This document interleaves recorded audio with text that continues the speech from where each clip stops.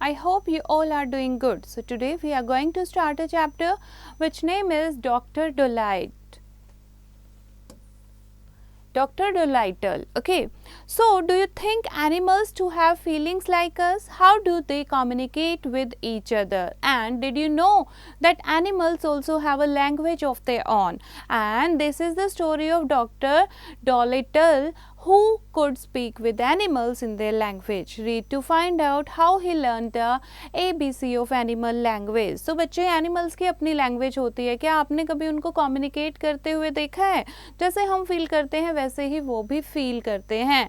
तो ये एक story है डॉक्टर डॉलिटल की, जिसने animals की language सीखी. कैसे उन्होंने animals की language सीखी, कैसे उनके ABC सीखी, कैसे उनकी वो बात समझ पाते हैं, कैसे उनसे communicate कर पाते हैं. This is all about the story. Fine. So once upon a time, many years ago, when our grandfather were little children, there was a doctor and his name was Dolittle, John Dolittle, MD. MD means that he was a proper doctor and knew a whole lot. MD means doctor of medicine. So बच्चे बहुत पहले एक doctor थे जिनका नाम था John डॉलिटल, और वो एक MD डॉक्टर थे, यानी कि वो बहुत एक्सपीरियंस्ड और अच्छे डॉक्टर थे जिनको बहुत कुछ नॉलेज थी.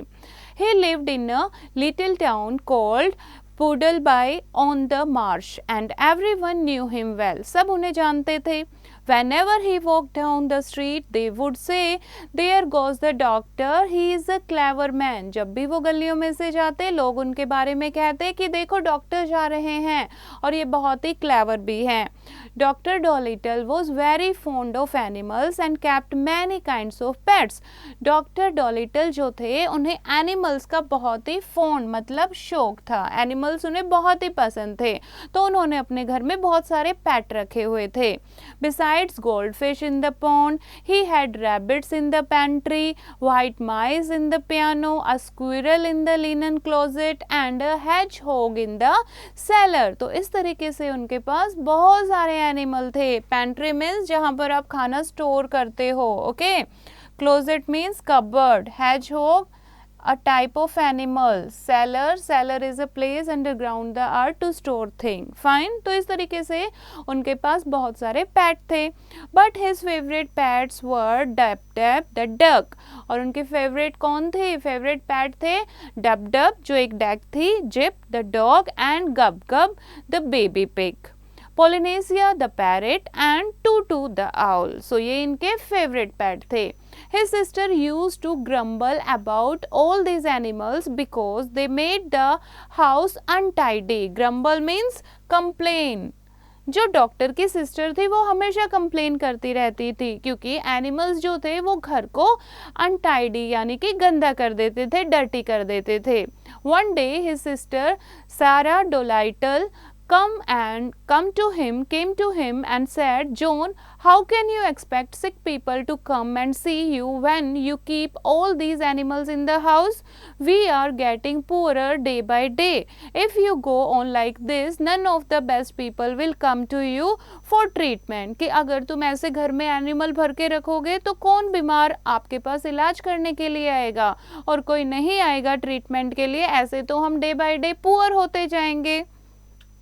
तो कौन कह रही है ये बात? सारा डोलिटल, जो कि डॉक्टर की सिस्टर थी. But I like animals more than the best people, said the doctor. लेकिन डॉक्टर को एनिमल्स बहुत ही पसंद थे.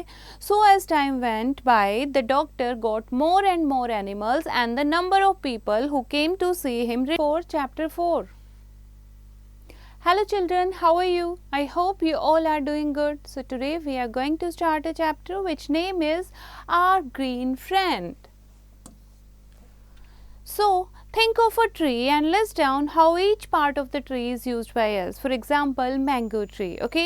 तो mango tree या कोई भी एक tree लो और उसके कौन कौन से पार्ट जो हैं हमें क्या प्रोवाइड होता है, कैसे एक ट्री हमारे लिए यूजफुल है, तो वो आप उसके बारे में लिखोगे और डिस्कस करोगे. Fine. Now a long time ago there was a huge apple tree, यानी बहुत बड़ा apple tree था. A little boy loved to come and play around it every day. He climbed to the tree top are the apples and took a nap under the shadow. Now climbed यानी कि ऊपर चढ़ना. वो little boy क्या करता था? Daily apple tree के ऊपर चढ़ जाता था और ate the apples खाता था. Took a nap थोड़ी देर के लिए सो जाता था. A short sleep under the shadow. उसकी English book 5 chapter 5. Hello children, how are you? I hope you all are doing good. So today we are going to start a chapter which name is Candyman. So small things like an ice cream on a hot day can make our day brighter sometimes. What about the people who provide us these little joys in life? Let us read the following lines which give us a glimpse into the fantastic creation of such a person. बच्चे summers में जब आप ice cream खाते हो तो आपको कितना अच्छा फील होता है? अच्छा फील होता है ना, आपको लगता है आज तो हमारा दिन ही बन गया है. So what about the people जो आइसक्रीम सेल करते हैं, जो आपकी लाइफ में जॉय लेकर आते हैं. So here is some line about those type of persons जो आपको छोटी छोटी चीज़ों से हैप्पी करते हैं. Okay, now let's start. Who can take a sunrise, sprinkle it with dew, cover it in chocolate and a miracle or two? The Candyman can. The Candyman can cause he mixes it with love and makes the world taste good. Candyman कौन होता है बच्चे? जो आपको candies देता है. Okay, सो बच्चे आपस में बात कर रहे हैं. जब सनराइज होता है, जब ड्यू जो है हर जगह लीव्स पर, ड्यू क्या होती है? रात को जो पत्तियों पर देखा है ना आपने, छोटी छोटी बूंदें होती हैं. तो जब सनराइज होता है वो छोटी छोटी बूंदें दिखती हैं हमें हर जगह फैली हुई. तो चॉकलेट में लिपटी हुई चीज़ें कौन देता है हमें? 1 और 2 कौन देता है?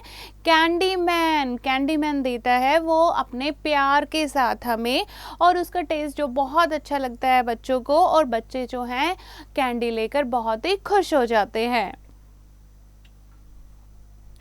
Who can take a rainbow, wrap it in a sigh, soak it in the sun and make a strawberry lemon pie? The Candyman can. The Candyman can cause he mixes it with love and makes the world taste good. So बच्चे Candyman जो है वो test अपने प्यार के साथ candies देता है. ठीक है, जो रेनबो वाली कैंडीज देता है उसको अच्छे से रैप की हुई होती हैं. ठीक है, सोक इट इन द सन यानी इतनी ब्राइट होती हैं वो सन की तरह चमकती हुई. And make a strawberry lemon pie, और उसके अलग अलग फ्लेवर होते हैं. तो कौन हमें ये चीज़ें देता है? जिसका टेस्ट बहुत अच्छा होता है और जो प्यार से हमें देता है, द कैंडीमैन. तो बच्चे कैंडीमैन को देखकर बहुत ही खुश हो जाते हैं. Willy Wonka makes everything he bakes satisfying and delicious. Talk about your childhood wishes. You can even eat the dishes. Willy Wong कौन है बच्चे? एक फैक्ट्री चॉकलेट के ऑनर. तो वो क्या कह रहे हैं कि वो हर चीज़ बेक कर सकते हैं, और जो भी वो बेक करते हैं उनको सेटिस्फाई फील होता है, और वो चीज़ जो है काफ़ी डेलिशियस बनती है, क्योंकि जो चीज़ आप खुश होकर बनाते हो वो चीज़ हमेशा टेस्टी बनती है.